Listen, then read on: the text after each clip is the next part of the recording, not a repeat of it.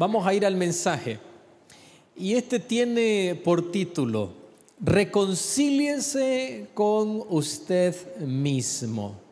Reconcíliese con usted. Le decimos a alguien, por favor, que está ahí a su lado: reconcíliate contigo. ¿Por qué traigo este tema? Quiero llevarle a un plano algo personal, porque mucho tiempo en mi vida tuve conflictos conmigo mismo.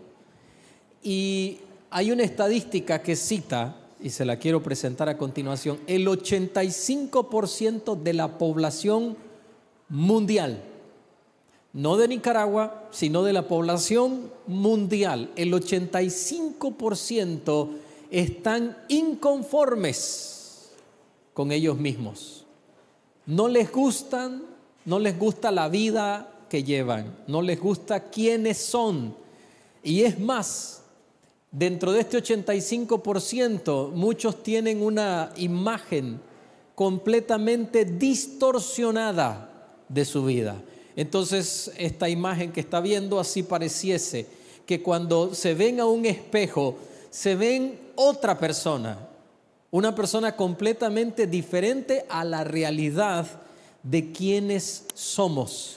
Y eso no exime, no excluye a los cristianos. O sea, también los cristianos estamos lamentablemente dentro de esta estadística. Personas que se ven al espejo, se maldicen a sí mismos, se critican, se hablan groserías. Entonces, ¿qué es lo que ocurre? Necesitamos hacer una reconciliación, porque pareciese que somos enemigos de nosotros mismos. Por eso le traigo a colación este tema. Ahora, pasa el tiempo va transcurriendo y estamos enojados. Pasan los días y seguimos molestos, reprochándonos, reclamándonos. Y no le traigo este mensaje para volvernos irresponsables y decir, nada, ¿qué importa lo que pase? Yo sigo mi vida. No, esa no es la idea. La idea es que finalmente podamos hacer las paces, tener tranquilidad con nosotros mismos. Y le quiero dejar acá sentada una verdad bíblica. La voluntad de Dios para su vida, para mi vida, o sea, es la voluntad de Dios para mi vida y para su vida que estemos bien. ¿Puede decir amén a eso? Se lo digo una vez más: la voluntad del Señor es que usted esté bien. Ahora dígalo conmigo: la voluntad de Dios es que yo esté bien. Y algunos dicen, ¿será? Yo he escuchado mensajes, estudios bíblicos inclusive, que me dejan como sorprendidos, de personas diciendo que no es la voluntad del Señor que seamos felices. De hecho, en el canal, en una ocasión alguien me dijo, muéstreme en la Biblia donde se enseña que Dios quiere que seamos felices. Entonces le dije, usted necesita eliminar Mateo capítulo 5. ¿Sabe qué habla? Es el sermón de la montaña. ¿Y se acuerda lo que dice? Dichosos, felices, bienaventurados. O sea, felices, felices, felices. ¿Por qué nos dice eso el Señor? También, ¿por qué la palabra del Señor nos enseña? Dile al justo que le irá, ¿cómo? Bien. Bien. ¿Por qué nos enseña eso? Porque es la voluntad del Señor que estemos bien. Grábese eso en la cabeza. Y ahora le quiero borrar otra supuesta verdad que muchas veces enseñan acerca del amor de uno mismo. Vaya conmigo a Mateo capítulo 20, versículo 36 en adelante. Maestro, le preguntaron a Jesús, ¿cuál es el gran mandamiento en la ley?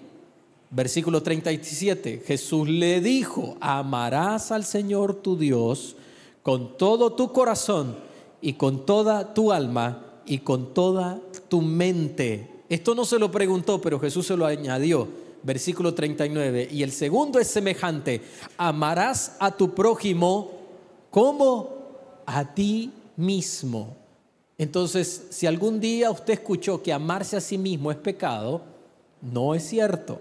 Amarse a uno mismo no es pecado. ¿Por qué no lo dice conmigo? Amarme a mí mismo no es pecado, no es pecado. Que usted desee estar bien no es malo.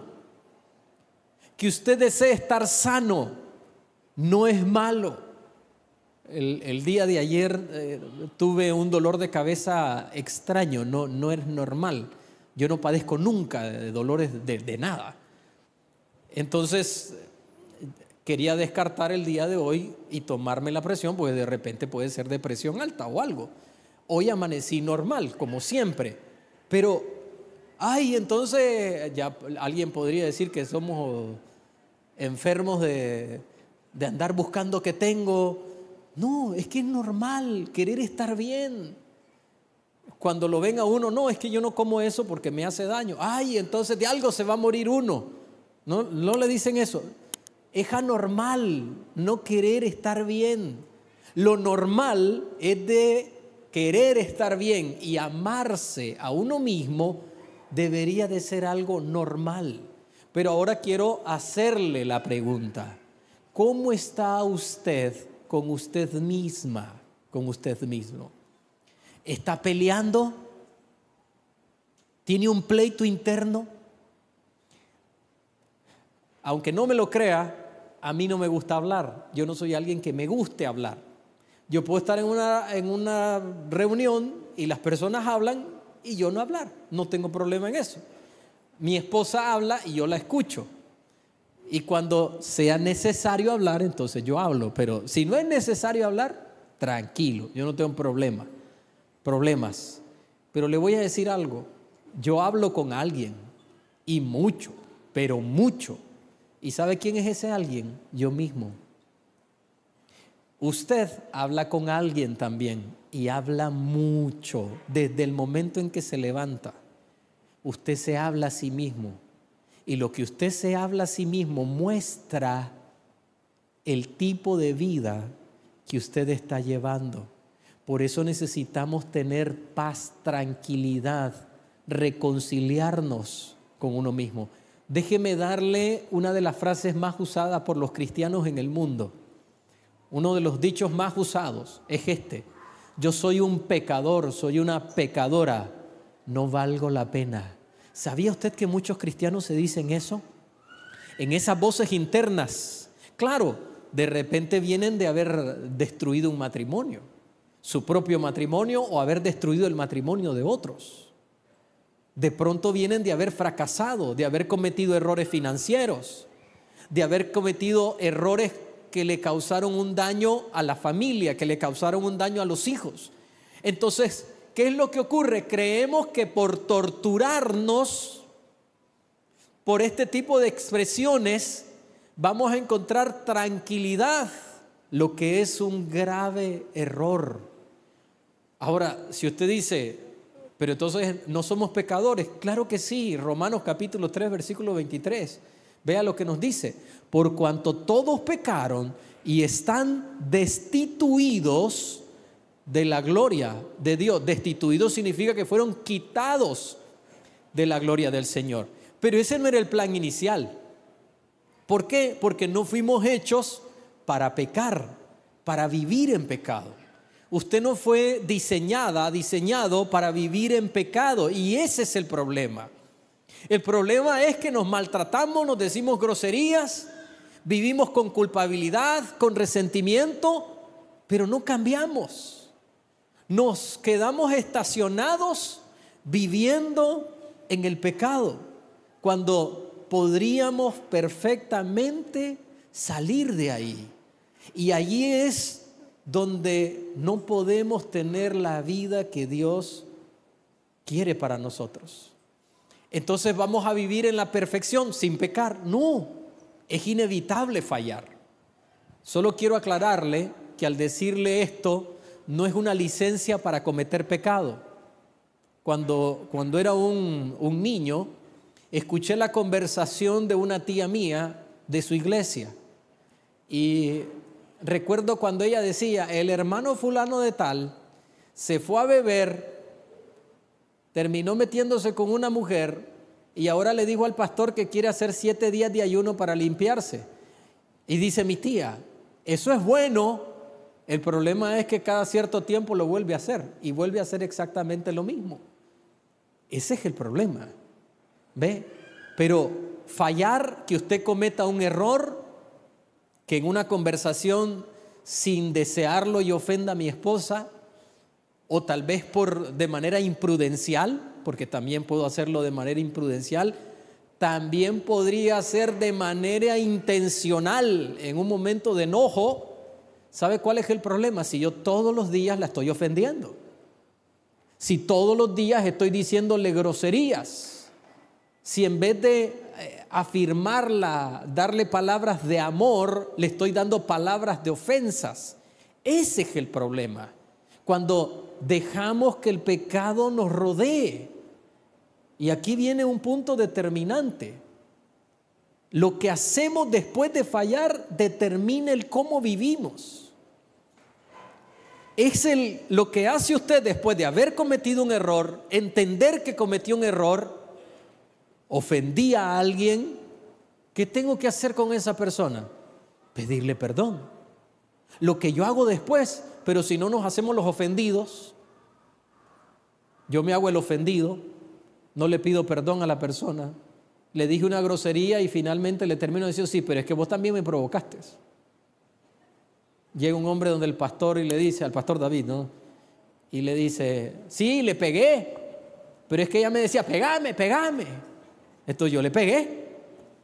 Y le dice el pastor David, y ese es su argumento. Eso no tiene sentido. Ahora, no es la primera vez que lo hizo, no debería haberlo hecho nunca, pero lamentablemente somos personas que fallamos, es inevitable. Pero ¿qué estamos haciendo una vez que hemos fallado? Determina el estilo de vida que estamos llevando. Vea lo que muchas personas hacen. Número 1, se hunden más en el fango, se vuelven peores. Había un hombre que lo habían acusado de haber hecho algo, entonces finalmente lo descubren haciéndolo. Entonces le dicen, ¿te fijas que era verdad lo que te estábamos diciendo? Le confesó a alguien y le dijo, la verdad es que cuando me acusaron yo no lo había hecho, pero como todo el mundo creyó que era cierto, dije yo, para que tengan la razón lo voy a hacer, y por eso lo hice. Se hundió más en el fango. Segundo, viven en una perpetua culpabilidad, todo el tiempo trayendo a memoria. Había un hombre que cuando se oraba por él por sanidad. Estaba un grupo de personas orando y dicen, en un momento la presencia de Dios estaba tan fuerte en el lugar y de repente lo escuchábamos a él decir, no soy digno, no soy digno, no soy digno, no soy digno. Entonces dice una señora, yo le pregunté al Señor, ¿por qué no lo sanas? Y dice ella, el Señor me dijo, es que Él no quiere que yo lo sane, porque no se siente digno. Y se le preguntó y dijo, es cierto, yo no siento que soy digno de recibir la sanidad del Señor. ¿Y quién lo es? Nadie lo es. Número 3, y aquí vamos a un extremo, terminan con su vida antes de tiempo. Terminan acabando con su vida. Y le voy a decir algo, cuando uno habla esto, alguien podría decir, oh, eso es exagerado, pastor, eso es extremo. No, no es extremo. ¿Sabe cuántas personas yo conozco que se han quitado la vida? Fácilmente puedo contarle 10 personas. Ahora, no es que lo leí en un diario, 10 personas que tuve la oportunidad de conocer que se quitaron la vida. Y nunca tomo a la ligera cuando alguien dice tengo pensamientos suicidas, no los tomo a la ligera. Una vez llegó un muchacho al grupo de jóvenes y me dijo, tengo pensamientos suicidas. Lo perseguimos. No es de estos tiempos, no de los teléfonos, él no tenía teléfono. Entonces hicimos hasta como un rol. lo mandaba a visitar, lo llegaba a visitar uno, lo llegaba a visitar otro, hasta que un día recibo una llamada de un número desconocido y era su mamá para decirme que se había quitado la vida. Nunca tomo a la ligera eso. ¿Sabe por qué?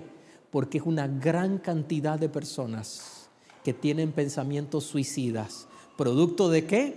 De tener una culpabilidad perpetua. ¿Producto de qué? De que se metieron más en el fango, en el pecado, en vez de tratar de salir de él. ¿Quiere que le ponga un ejemplo bíblico? Vamos a ver a Judas, el Iscariote, el que entregó a Jesús. Mateo capítulo 27 relata la experiencia después de haber entregado a Jesús, el versículo 3. Judas, viendo que era condenado, o sea, el maestro, devolvió arrepentido las 30 piezas de plata a los principales sacerdotes y a los ancianos, versículo 4, y diciendo: yo he pecado, entregando sangre inocente. Mas ellos dijeron: ¿qué nos importa a nosotros? Allá tú. Claro, a estos hombres, ¿qué les importaba el alma de las personas? Versículo 5 del capítulo 27 de Mateo: y arrojando las piezas de plata en el templo, salió y fue y se ahorcó. Entonces, esto es lo que ocurre cuando no comprendemos que necesitamos estar en paz allí adentro. El remordimiento, producto del remordimiento que este hombre sentía, lo llevó a dar este paso, porque nunca logró entender qué era lo que Dios quería hacer para con él. Él había visto a los hombres ser perdonados, a los pecadores venir a los pies de Cristo. Una de las personas más despreciables en el tiempo de Jesús eran los cobradores de impuestos, porque eran personas que traicionaban al pueblo de Israel. Él miró a Zaqueo, él lo miró. Él miró a Mateo sentado en el banco de los tributos públicos y Jesús pasando y diciéndole: ven y sígueme. Él lo conoció, él miró que el pecador era perdonado, pero él no lo vio para él, para sí mismo.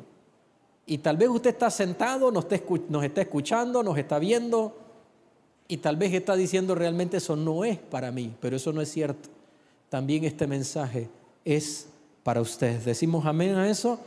Entonces, para volver a tener esa paz que quizás en algún momento tuvimos, o tal vez usted está diciendo: yo nunca la he tenido, pero para tener esa paz consigo necesitamos entender algunas verdades. Hay muchas más, pero quiero mencionarle 3 verdades que hoy necesitamos entender. La primera: que no se trata de lo malo que usted es. Me dijo una persona: es que usted no sabe que yo me practiqué un aborto y no puedo vivir con esto.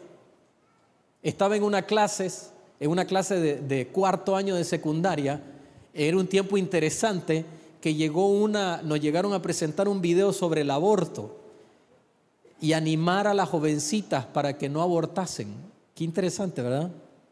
En aquel tiempo nos mostraron, ese video era escalofriante. Ese video hoy en día está vetado, o sea, uno no lo puede encontrar por ninguna parte. No muestran cómo es el aborto, pero ahí a través de un video mostraban cómo el doctor metía las pinzas y sujetaba la cabeza del bebé y se oía cuando el cráneo se rompía y empezaba a sacar los trozos del cuerpecito de esa criatura que era una persona. Y estábamos ahí viendo eso. Entonces cuenta la expositora del tema y dice: un día recibí un papelito que decía: muy tarde vi este video porque ya lo hice y no puedo vivir conmigo misma. Tal vez usted es esa persona. No sé lo que ha hecho. Usted no conoce lo que le hice a mis hijos. No vamos a aplaudir eso, pero tenemos que entender que no se trata de lo malo, lo muy malo que usted o yo podamos ser. Se trata de que Dios es bueno. Dígame amén a eso. Se trata de que Dios es bueno. De eso se trata. De eso se trata esto. Que Dios es bueno. Vea lo que dice Romanos capítulo 5 versículo 8. Mas Dios muestra su amor para con nosotros, en que siendo aún pecadores, Cristo murió por nosotros. Él no ha venido a buscar a los santos. Cuando Jesús anduvo en esta tierra, en cuanto empezó su ministerio, ¿a quién fue a buscar? A los que estaban perdidos, a cobradores de impuestos. Le decían: tú te relacionas con prostitutas, tú andas rodeado de los cobradores de impuestos, de los pecadores. ¿Sabe lo que él dijo? Los que están sanos no necesitan médico. Yo no he venido a buscar a los sanos, he venido a buscar a los enfermos. Así que si usted está aquí y dice: yo soy esa persona enferma, para eso vino Cristo, para darle una vida diferente, porque no se trata de lo que usted hizo. Cuando usted va a las Escrituras, mira a un hombre como David, conforme al corazón de Dios. ¿Y qué hace? Manda a matar a un pobre hombre. Tal vez usted y yo le hubiéramos mandado a la muerte, que muera, y tal vez se lo merecía, pero ese no es Dios.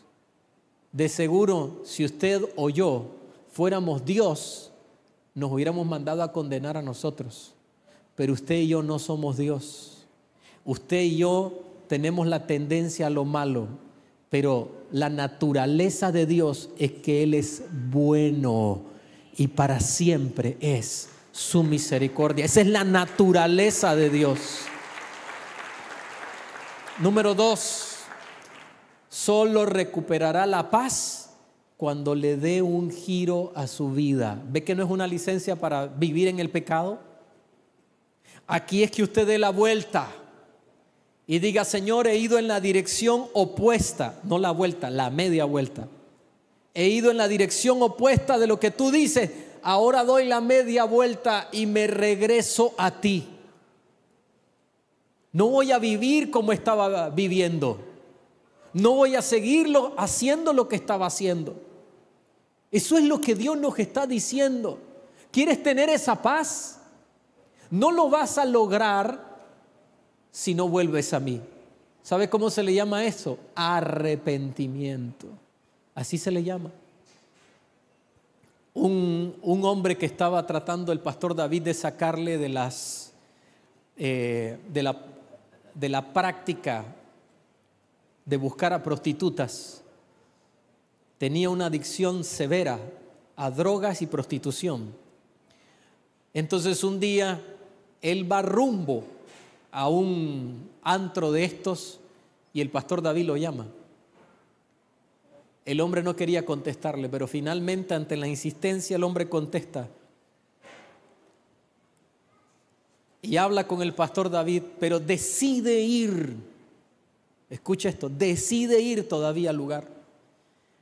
Y estaba mirando televisión, esperando a la mujer que iba a entrar, y dice este hombre que de repente esto suena extraño, pero se lo tengo que decir porque fue lo que él dijo. El televisor se apagó y sale una imagen del mismo Señor Jesucristo diciéndole: este no es tu lugar.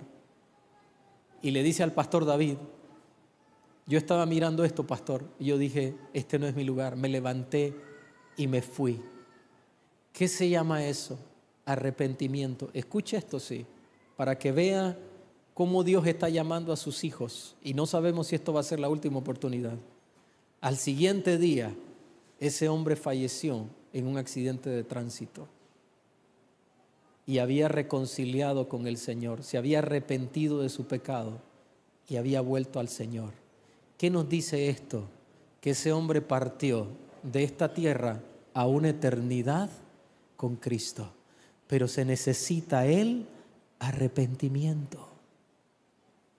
No se va a lograr si no cambiamos la dirección. Esta imagen quiero que se la grabe en la cabeza. Esto es lo que necesitamos hacer: dar vuelta en U. Eso es lo que dice esta imagen. En una ocasión estábamos en un highway en Estados Unidos, en una carretera que, le voy a decir algo, esas carreteras son tan grandes que uno nunca sabe si viene o va. Por eso necesita guiarse por el GPS.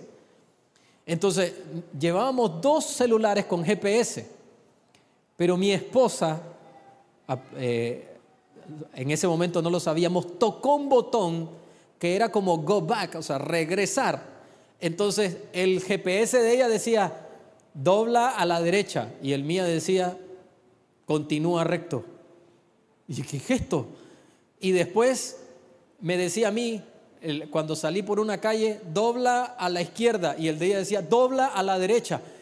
Me tuve que detener, y me acuerdo que fui a un McDonald's, a un lugar de comida rápida, y hablé con un americano que estaba ahí, y me dice, no, usted va en la dirección opuesta a donde usted quiere ir.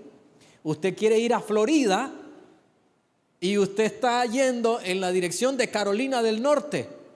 Entonces, ¿sabe qué tuve que hacer? Dar una gran vuelta en U, larga por cierto, pero era la única manera de enderezar el camino en el que llevaba. Muchos en este lugar, y puede decir, pero yo vengo a la iglesia, pero muchos en este lugar necesitan dar vuelta en U y regresar al camino de la vida eterna, que es Jesucristo. No siga yendo por ese camino. ¿Cómo sabe por dónde voy? Yo no lo sé. Si usted siente que esto es para usted, no me esté culpando a mí, porque eso es lo que el Señor le está diciendo. Regresa. Vea lo que ocurre en Juan capítulo 21. Aquí se relata cuando Pedro, ya después que Pedro traicionó al Señor y a Jesús ha resucitado. El versículo 15, Jesús se encuentra con Pedro, que había regresado a la vida vieja, y le dice, Pedro, Jesús le dijo, Simón, hijo de Jonás, Simón Pedro, ¿me amas más que estos? Le respondió, sí, Señor. Jesús le pregunta otra vez, ¿me amas? Sí, Señor. Y le vuelve a preguntar, ¿me amas? Y Pedro se entristece. ¿Sabe por qué? Porque era una relación directa entre 3 veces lo negué, 3 veces me está preguntando que si lo amo. ¿Sabe que para un judío, por eso es que detestaban a los cobradores de impuestos? Porque la traición era lo peor que un judío podía hacer.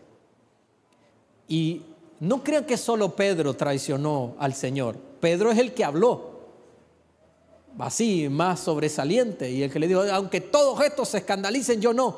Y si todos estos te dejan, yo no. Y si es necesario morir, pues voy a morir por ti. Pero todos los otros dijeron, nosotros también. E hicieron lo mismo. Y a veces criticamos a Pedro, pero todos los otros andaban huyendo, y por lo menos él ahí andaba cerca. Por eso es el que más se señala. Este hombre cometió uno de los peores pecados para un judío, que es la traición. Pero vean lo que Jesús le dice en el versículo 18. De cierto te digo que cuando eras más joven, tú te ceñías e ibas a donde querías, te vestías, te arreglabas. Pero cuando seas viejo, extenderás las manos y te ceñirá otro y te llevará a donde no quieras. Esto dijo señalando con qué muerte Pedro había de glorificar a Dios. Estaba profetizando, ¿sabe qué estaba profetizando aquí? Que Pedro iba a terminar su carrera con bien. Eso era lo que el Señor estaba diciendo ahí. Pero este era el que le había fallado, el que le había negado. Pero eso es lo que Pedro veía, pero no lo que Jesús veía. Y eso es lo mismo que ocurre con nosotros. Nosotros nos vemos fallados, nos vemos errados, pecadores, pero no es la manera en que Dios nos ve. ¿Sabe cómo Dios nos está viendo? Que vamos a terminar nuestra carrera con bien. Y dígame amén a eso, que usted va a terminar su carrera con bien para la gloria del Señor. ¿Podemos darle fuerte ese aplauso al Señor, por favor? Número 3 y último. No se trata de las fuerzas que tenemos o de las habilidades que tenemos. Esto no se trata de cuán fuerte usted es. No, ahí va a haber, a mí me lo han dicho personas, no, es que yo tengo una fuerza mental que esto no me va a ganar.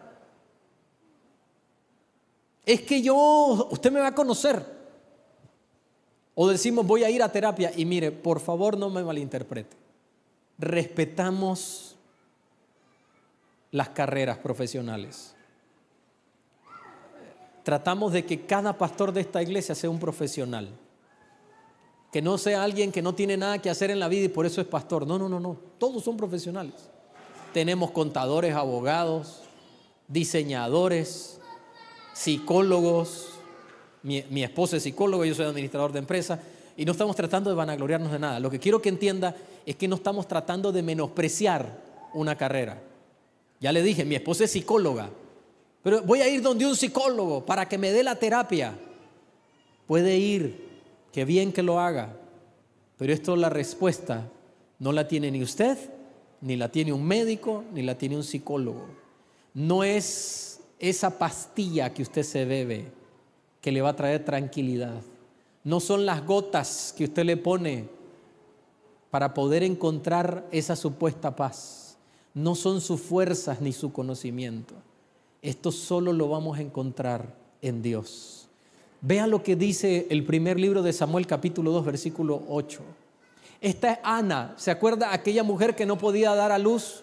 Es la mamá de Samuel. Luego que ha dado a luz, dice estas palabras, versículo 2. Él levanta del polvo al pobre y del muladar, o sea, de las ruinas, exalta al menesteroso para hacerle sentar con príncipes y heredar un sitio de honor. Él guarda los pies de sus santos, mas los impíos perecerán en tinieblas, porque nadie será fuerte por su propia fuerza. Por más que usted diga, no, yo que voy aquí, no lo va a lograr.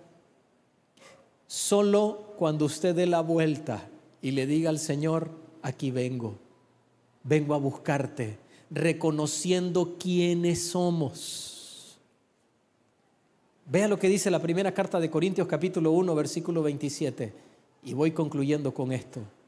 Dios ha elegido lo necio del mundo para avergonzar a los sabios, y lo débil del mundo Dios ha elegido para avergonzar a lo fuerte. Dios ha elegido lo vil del mundo y lo menospreciado, lo que no es, para deshacer lo que es, a fin de que nadie se jacte delante de Dios. Y cuando nosotros entendemos que hemos sido llamados y escogidos por el Señor, y alguien me preguntó, pero pastor, entonces muchos son los llamados y pocos los escogidos, entonces ahí no hay justicia. ¿Quiénes son los escogidos? Los que aceptan el llamado. Y cuando usted le ha dicho al Señor, yo acepto este llamado que me estás haciendo, entonces usted se va a parar frente a ese espejo y va a dejar de ver ese adefesio que antes veía, esa persona que carga con maldiciones que antes veía. Va a dejar de hablarse como antes se hablaba, y aún en medio de fracasos, errores y traspiés que podamos tener, vamos a podernos ver en ese espejo y vamos a poder decir cómo Dios nos ve. Entonces, cuando usted se ve ahí, ya no va a decir fracasado, va a decir, aunque en este momento no se vea en esta tierra, en el espíritu yo soy más que vencedor en Cristo. Ahí va a marcar la diferencia. Ahí va a ser la diferencia. Usted va a estar dejando de un lado la manera en que uno se ve, según el mundo, según el mismo demonio, y se va a ver cómo Dios nos ve. Lo vil y menospreciado del mundo es lo que el Señor ha escogido. Y si quiere una prueba, aquí la tiene al frente. Les contaba a las reuniones anteriores que cuando era un niño me reclamaba a mí mismo y le reclamaba a Dios algo. Le decía, Señor, ¿por qué? ¿Por qué yo no tengo las capacidades de mis hermanos? Por eso me identifico tanto con este mensaje. Imagínense, una vez mi hermano mayor va a un torno, necesitan sacar una pieza. Un torno es un lugar donde se hacen trabajos para motores y ese tipo de instancias. Entonces le dice el del torno, me hace falta una llave para sacar esta tuerca, no la puedo sacar, no tengo la llave exacta. Y le dice mi hermano, présteme un desarmador y présteme la llave la más cerca, más grande que tenga. Entonces agarra el desarmador, mete junto a la tuerca, presiona la tuerca, mete la llave y abre y logra zafar la tuerca. Y le dice el hombre del torno: ¿quién te enseñó eso? Porque era un chavalo.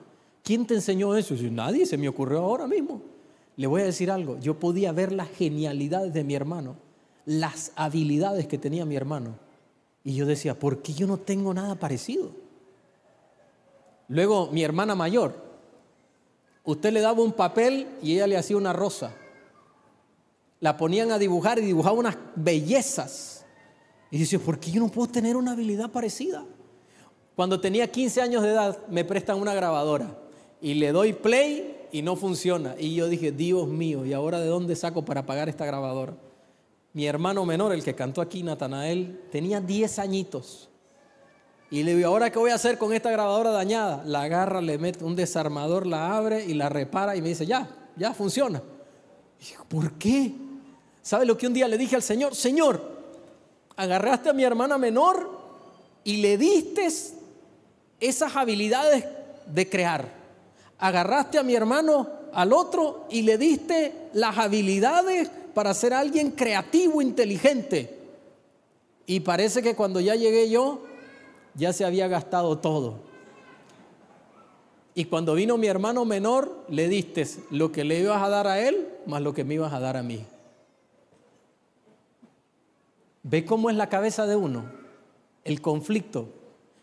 Cuando llegué a trabajar a la transnacional antes de ser pastor, y me muestran un catálogo, cuando yo vi eso y miro que cada pieza tiene 10 números, cada pieza, y que todos los vendedores decían: pásame por darle un ejemplo, el filtro de aceite de la Hilux motor 3L. Decía: pásame un 156-004-1010. Ese es el número exacto, le estoy hablando del número exacto. Y entonces venía el otro y agarraba. Había un compañero de trabajo que se ponía en el mostrador y le decían: dame la reparación completa de un motor, sin ver el catálogo. Escribía todo el motor completo. Y yo decía: Dios mío, ¿a dónde me metí? Fíjese que un día, cuando estaba en entrenamiento, me fui a un baño a orar y casi que a llorar. Yo me imagino a la persona que entró al baño y de repente miró un par de zapatos así. ¿Qué estará paseando ahí? Era yo arrodillado, abrazando el inodoro, diciendo: Señor, ¿qué voy a hacer? ¿Qué voy a hacer? Pero vino a mí la palabra del Señor y me dijo quién era yo en Cristo. ¿Y sabe qué me dijo? Recuerda, todo lo puedes en Cristo que te fortalece. Esa es la diferencia de estar cerca del Señor, acudir a Él. Podría hablarle mucho de esas experiencias, pero le voy a decir algo. Yo pude ver la mano del Señor en ese lugar. Y si me pregunta: pastor, ¿y algún día logró, así como ese, conocerse todos los números? Lo intenté y no lo logré. Pero ¿quiere saber algo? Nunca lo necesité, porque lo que yo no tenía, Dios lo tenía de sobra. Su bendición fue suficiente sobre mi vida. Queridos hermanos, por más que usted se esté viendo mal, deje de verse de esa manera, porque el día de hoy el Señor te está diciendo: vuelve a mí, vuelva al Señor. Él es el único que le dará esa paz que usted está buscando. No la va a encontrar en ningún lugar. Si usted quiere tener esa paz interna, regrese al Señor. No hay otro lugar donde encontrarla. El dinero, las riquezas, las relaciones, la medicina, no se lo va a poder dar. Esto solo lo va a encontrar en el Señor. Me dijo un hombre: yo creía que cuando me hiciese millonario iba a poder tener paz. Hoy se dedica a dar su testimonio en los hombres de negocios. ¿Sabe cuánto valía su empresa? $2 millones. Yo creía que cuando fuese millonario iba a tener paz, pero nada de paz, todo ha empeorado. Y esta fue su pregunta: ¿qué hago para tener paz? Y le dije: vuelva al Señor regrese al Señor, porque usted ha buscado la paz donde no debe. Ahí está su paz. Si usted está diciendo lo mismo, regrese al Señor. Ahí está la paz que usted necesita. No la va a encontrar en ningún otro lado.